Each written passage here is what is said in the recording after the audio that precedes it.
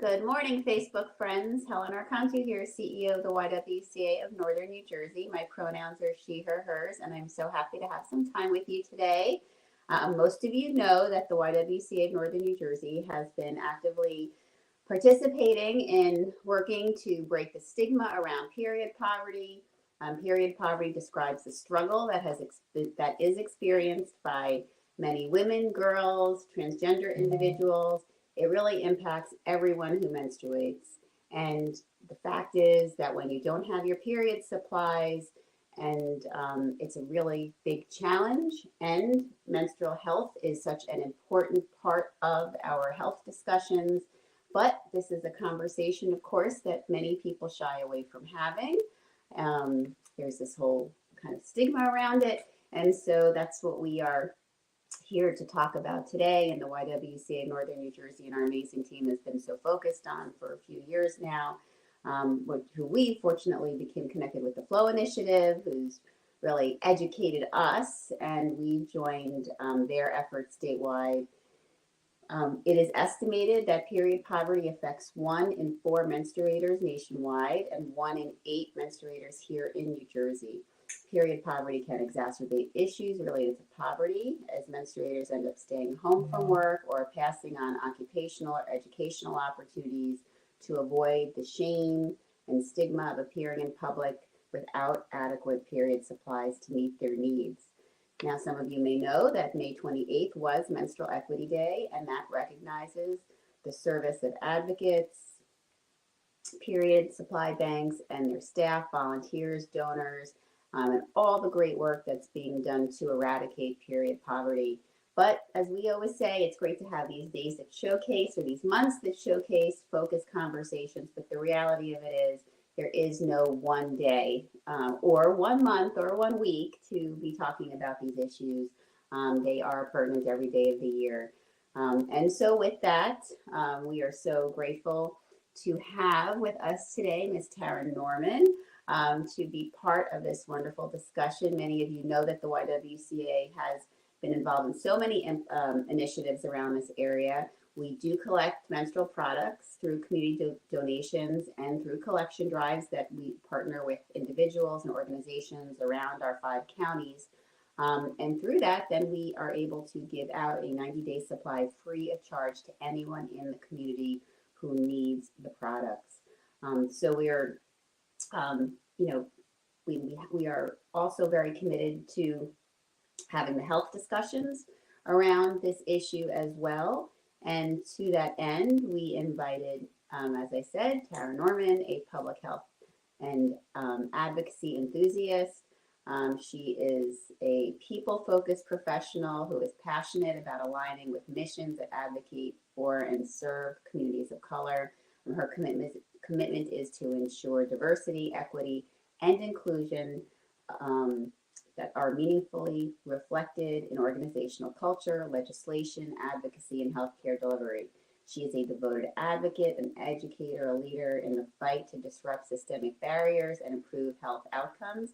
And she profoundly values the opportunity to learn, grow, and act in the fight for social justice and racial equity. She is a magna cum laude graduate of Rutgers University, holding a Bachelor's of Arts degree in psychology. She credits much of her development to the barriers that she overcame as an academic overlooked adolescent. Despite knowing it would become her career field, Tara has been, she did not know that this was going to be where she ended up as a career, but she is passionate about advocacy and has been her entire life. She shares her story boldly and encourages people to provide scholarship, mentorship, and leadership opportunities to students who don't have the most robust GPA or reputation. They are unapologetic change makers of tomorrow. This was true for Tara along her journey. Today, she is unwavering about her commitment to ensuring that everyone receives necessary resources to lead healthy and empowered lives. She has been a guest on YWTV a few times. She's a friend to the YW, and we are so grateful to have her in our community. She is a true power leader. Thank you so much for being with us, Tara. Thank you, Helen. So hi, everyone, YW friends. It's so great to be here. And I'm excited to be talking about this important topic. And just thank you for the platform you all create to really destigmatize mental health and advance menstrual equity. I'm just super thankful to be a part of these efforts. We're so grateful to have you as part of them. For our viewers to know that Tara will be working with our girls team coming up on some programming that is related specifically to period poverty and creating awareness around menstrual equity and why it is important that we have open conversations with our youth. And so that's what we're going to start with talking about, right? Because we know that this is a conversation that most people do shy away from. But we need to be talking about it. So why do we need to be talking about it, Tara? Yeah, thanks so much for lifting this up, Helen, because it is such an important place to start in this conversation. It's really been a pleasure to work with so many great folks around this work.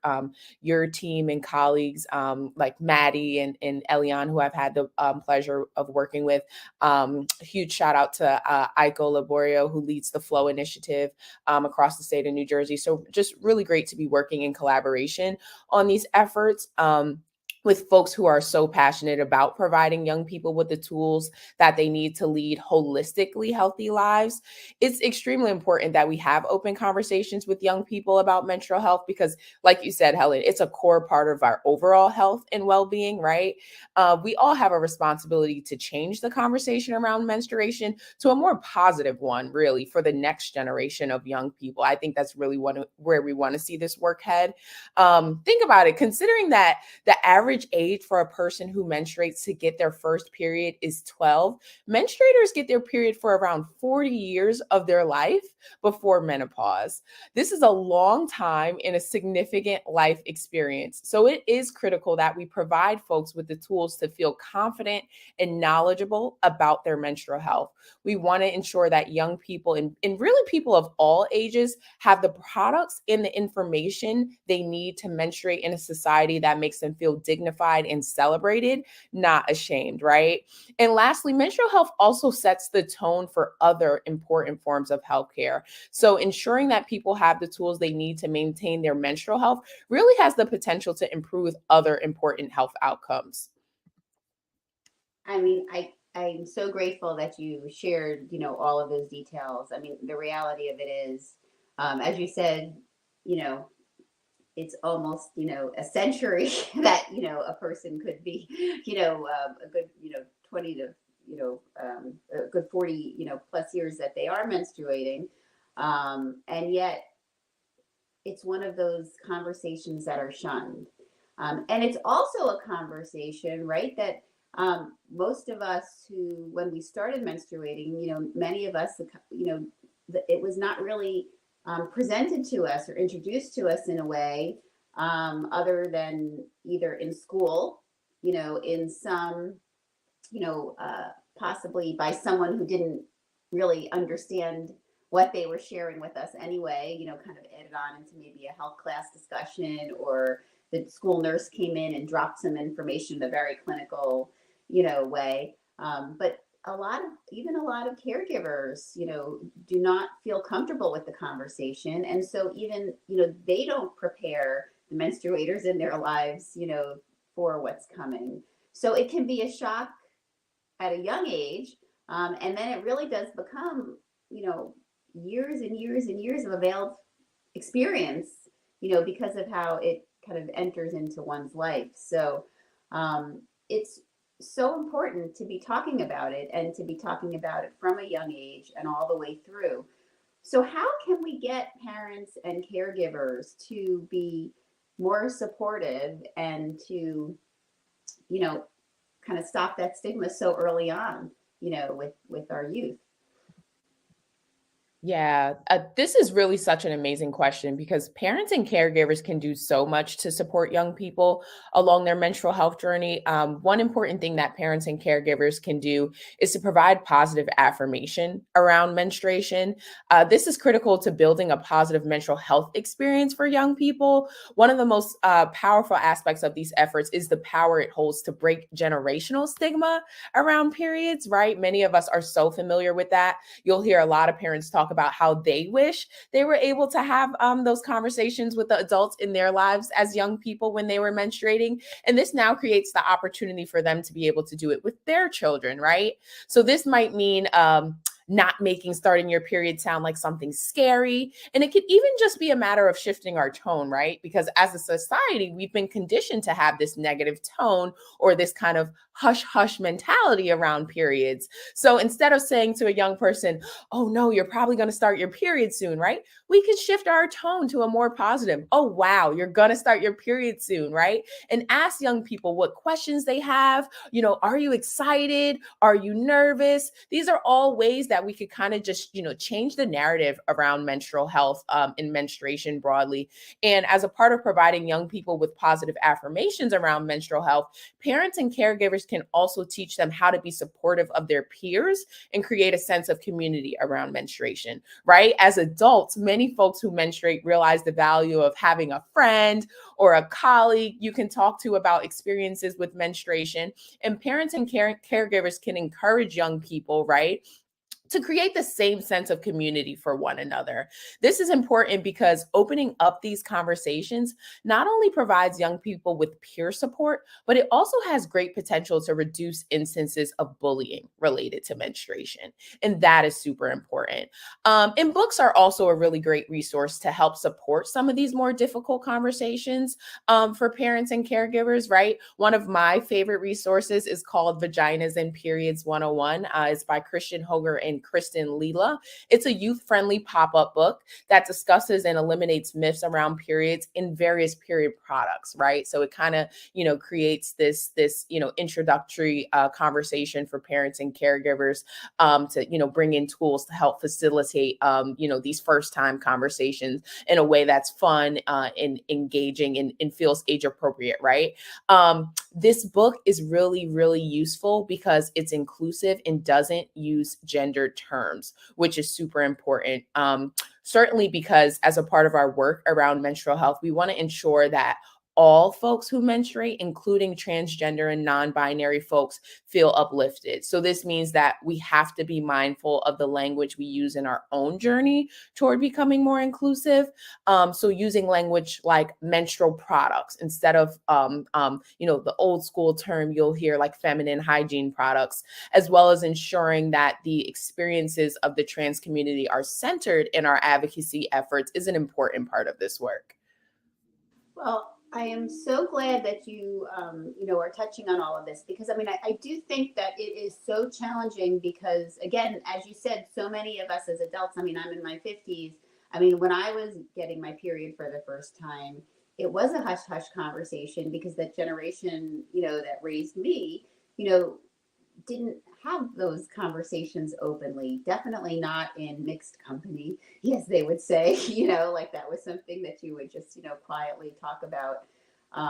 And so, it really creates an opportunity, like, so many of us have, like, as you said, talked about that we felt uncomfortable because we weren't better prepared.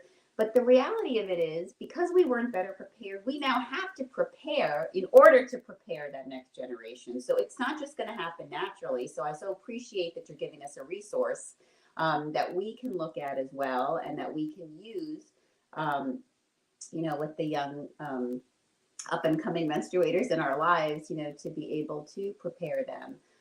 Because, we may need that support ourselves. And I think sometimes just because folks don't know, they do nothing. But the reality of it is that's not what we want, to do. We want to be able to, here at the YW, give you all access to opportunities to learn yourself, and then be able to prepare the menstruators in your life for sure. So I'm so happy that you shared that resource. Thank you. And also, thank you for noting about our transgender and non-binary communities as well, because folks may not, understand that aspect of, that menstruating impacts a broader group than, old school of thought, may, have us thinking. So this is a wonderful opportunity again to grow and learn how, there's so much more to this issue, and a way that you can really be a supportive, caregiver for those around you.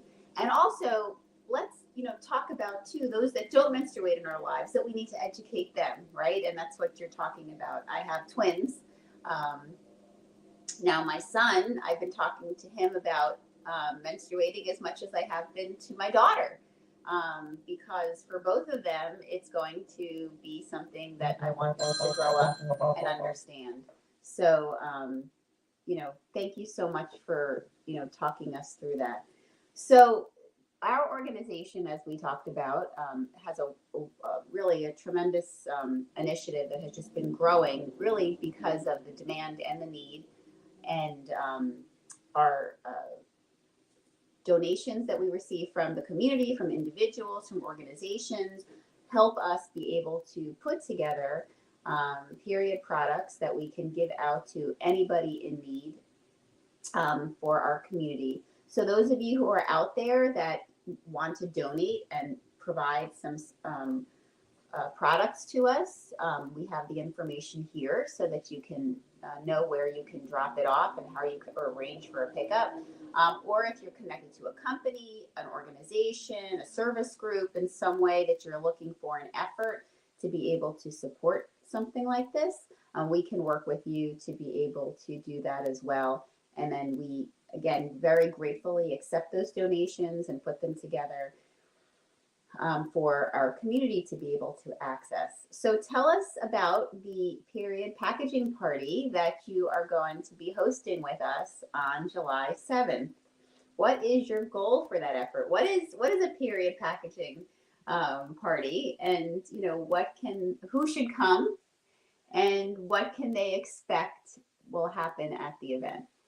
Oh my gosh, Helen. Can I just tell you that I am so excited about the period packing party, because it really just symbolizes so much. I mean, from the advocacy behind the YWCA collecting all of these products, to the opportunity for young people to celebrate and destigmatize periods. I really believe it's going to be an awesome experience for folks on so many different levels. So during the period packing party, we're going to highlight menstrual self-care and the importance of focusing on holistic well-being during menstruation. Right? There are so many ways we can focus on our self-care and empowerment during our period. And one of the tools that we're going to talk about during the period packing party, so fitting the theme of a party, right? We're going to talk about music. So in fact, we're actually going to create a super fun period playlist that reflects our individual and collaborative journey around celebrating and destigmatizing menstruation. So our period playlist is really intended to remind us of our strength, even on the days when we don't feel so strong, right? And sometimes that happens to be during your period. We're also going to create a space to talk about all of the different period products that are an option during menstruation. So this conversation and display are really essential because so many folks just don't realize that there are so many different products available to them. So developing this understanding will empower participants to determine what's best for them in their lifestyles, right? And providing the education will really allow folks to make more informed decisions about their health, almost similar to how we've seen options in education for birth control expand throughout the years. That's one of the first references that comes to my mind. But from tampons, pads, menstrual discs, cups, and undies, we really just want to build education and understanding around all menstrual products. We want folks to know their options and not feel, restricted to, just what they see, commercialized or advertised, right? So we want people to be fully informed on what's available to them. And then the last thing, and one of the most important topics that we're going to focus on during the period packing party, while we're sorting and packaging all of the products is the importance of menstrual equity. So, really, really driving home that message. We want folks to leave the space with a strong understanding of how important it is for them to be a part of the fight for menstrual equity and ensuring that everyone has access to the products that they need to menstruate. Well, that's wonderful. And there are so many more options, to use these days than, when I was, started getting my period, we didn't have so many, options in front of us. But there are so many now. And we also know so much more about these products and obviously how close they are to our bodies and the, health impact of these products, can have.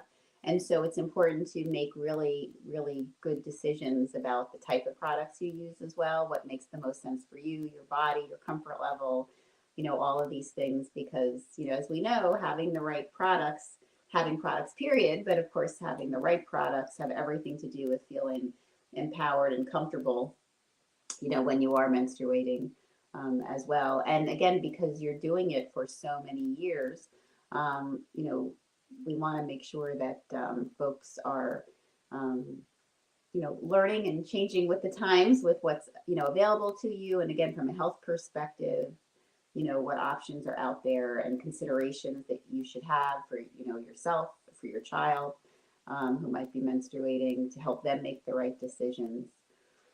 So, are there any other thoughts or advice that you might have for parents and caregivers as they're, thinking about this topic, or even approaching, youth in their life, or someone to attend and participate in this workshop? How to get, how to get them engaged. Yeah, I think one of the important things that we've been having such great discussion around is how we can get other community members to embrace this conversation, right? Even if they don't have a young person in their life, or even if there's someone who no longer menstruates, we are really thinking about, how can we put this on everyone's hearts and minds as we try to move this work forward. I really believe it starts with proclaiming menstrual health and menstrual equity as an everybody issue and as a community issue. Anytime we attempt to address health disparities in a vacuum, we're going to face much greater obstacles. And we have to push our peers, our colleagues, and our community to begin to see menstrual health and menstrual equity as an issue that has the potential to impact all of us. One of the things that I think about is, just about everyone who menstruates can recall a time in their life when maybe they didn't have a pad or a tampon and unexpectedly got their period, right? We almost all know that feeling. But what we really need to begin to consider is when that moment of not having the products you need is not just a matter of temporary inconvenience, but an everyday reality. Because for so many people, it is. Recent studies show that 2 in 5 people who menstruate experience period poverty. So, not being able to afford necessary menstruation products. Many folks face a devastating choice between food and menstrual products, the choice between transportation and menstrual products, buying diapers for your child or menstrual products for yourself. For too many people, it comes down to having to make a choice between basic necessities and basic necessities, right? And this shouldn't have to be a reality for anyone, but unfortunately, because of the systems in place, it is.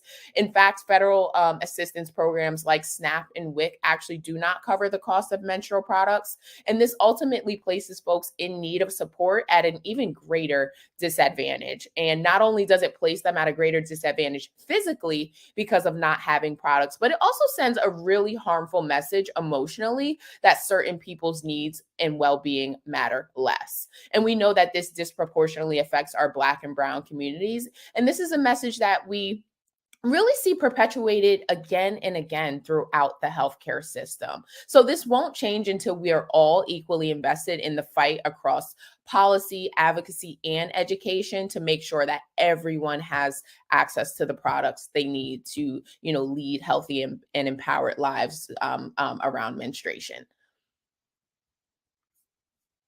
To kind of a this also links to a regular conversation that I always have out in the community about the importance of changing the face of who our lawmakers are, and changing the face of, who's creating policy here in the state and in our country.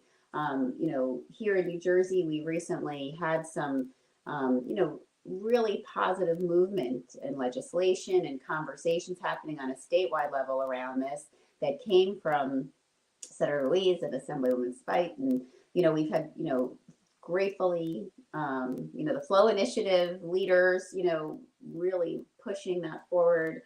We had our first menstrual equity summit, here in New Jersey just this last fall. And all of this really happened because those who menstruate, honestly, started the conversation of this issue and really pushed more movement around advocacy, lifting up the issues that you talked about, how, these products are not covered under our assistance programs. And, nonetheless, it is impacting, our menstruators, and especially, those who are, especially our Black and Brown communities, as you mentioned, impacting them being in school, impacting them being in work, when they already, we know, from our society already has those individuals set up as being more challenged in the workplace and in our education system. So this just creates an additional level of a barrier, which we want to see fully removed for sure, which is what all of these efforts have been about. But we're so grateful that we have some lawmakers and some leaders that have really been focused and pushing this conversation here in New Jersey. We want to see it become a national trend for sure in every state.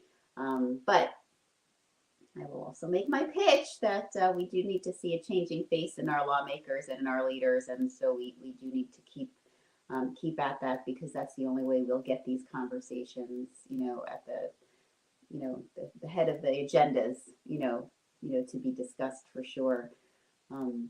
So Tara, I'm so grateful that you were with us today and that you'll be doing these programs with our girls programming coming up in July. For those of you that are interested in the effort, we will make sure that you have a link so that you can sign up and join us for the period period packing party. I mean, and what an incredibly creative way, and using something that so many people really gravitate for, and is really about healing and uplifting, like music. To be able to really soak in that power of really what is the most one of the most powerful functions of menstruators is just really getting your period is very powerful because of what it symbolizes for your body for sure. So it's such a great opportunity. So we do hope that folks join us for the event, and stay tuned. We'll be doing more with Tara as well around this issue and others. And we do encourage you to stay linked to our advocacy efforts, because as our great leaders that are focused on this conversation in the state, and organizations again like the Flow Initiative that are really taking the lead, and have organized so many organizations around the state of New Jersey to be supporting these efforts, we will continue to bring these conversations to you, so you know how you can act and how you can support these efforts, both from the perspective of educating yourself, educating the upcoming menstruators in your life, but also in helping take action, both legislatively and through engaging the groups that you're with to help with donation products and so forth. There's so much that you can do. I always get questions of how can I help? There's a lot of ways to help here. So we're glad that you're watching and listening. And we do encourage you to continue to educate yourself on this issue. As Tara said, this is really something that everyone, whether or not you do menstruate, whether you have and you don't any longer, whether you never did, this is really something that you should learn about and understand the implications and the importance of this issue, so that you can help support our community better as a whole. So with that, we wish everyone a fabulous day, and we will, I know, be talking with Tara again, because she's always just so full of incredible information and such a engaging and inspiring leader that we have in our community. We're so grateful that you know stay close to the YW and you know help us achieve our mission in a stronger way because of the partnerships that we have. Thank you, Helen. And you all are just doing such a fantastic job. And, you know, it was a pleasure to have this important discussion with you today. And I know we all across the state of New Jersey look forward to a future where every person has access to the products that they need to menstruate with pride. So thank you. And talking about Pride, it is June, and which, as we said, every day of the year, you know, we want to celebrate, honor, and be focused on these conversations. But this is a month where we do highlight Pride for our LGBTQ plus communities, and there's so many amazing events happening across our state. I happen to be at the Jersey Pride event in Asbury Park this weekend. The YW was at an amazing event in Teaneck's Pride celebration at Bodie Park this weekend. But there's so many more coming. There's no reason to miss celebrating because there's something absolutely happening somewhere in your community. I know Thursday, June 8th at Bergen Newbridge Medical Center, there will be a flag raising and an outreach information day on Saturday, June 10th. The YWCA Northern New Jersey team will be at the Montclair Pride Festival on Sunday, June 9th. We will be at the Pride at the Zoo at Van Son Park in Paramus. We'll also be at the Pride Festival in Fairlawn on June 9th. There's so much happening around the state actually, and if you connect, I believe Garden State Equality has a listing of all the Pride events that are happening all around the state of New Jersey as well. So there's definitely happening something in your community. And we also do hope that you join us there's so many Juneteenth celebrations that are coming up as well because it is also that time of the year. But on June 15th, we are having Juneteenth Jeopardy at 6:30 p.m. because we know that there is a lot for us all to learn about Black history. And we're so grateful to have our wonderful racial justice coordinator, Taraj, will be hosting this amazing virtual event that will be fun and educational. Black history is all of our histories. We need to learn it. We need to understand. This is a great opportunity for you to do it. Builds community and build your education, your knowledge, and have some fun with our YW team. So we hope you join us there. And of course, it's summer camp season, and we've got our senior wellness facility programming, as well as our YW Tech Lab and our programs to help women start their businesses. All that information is available to you at our website. Also, stay connected to our social media to learn about all the great programs going on. We wish you all a fabulous day. And Tara, thank you again so much for joining us, and be well. My pleasure.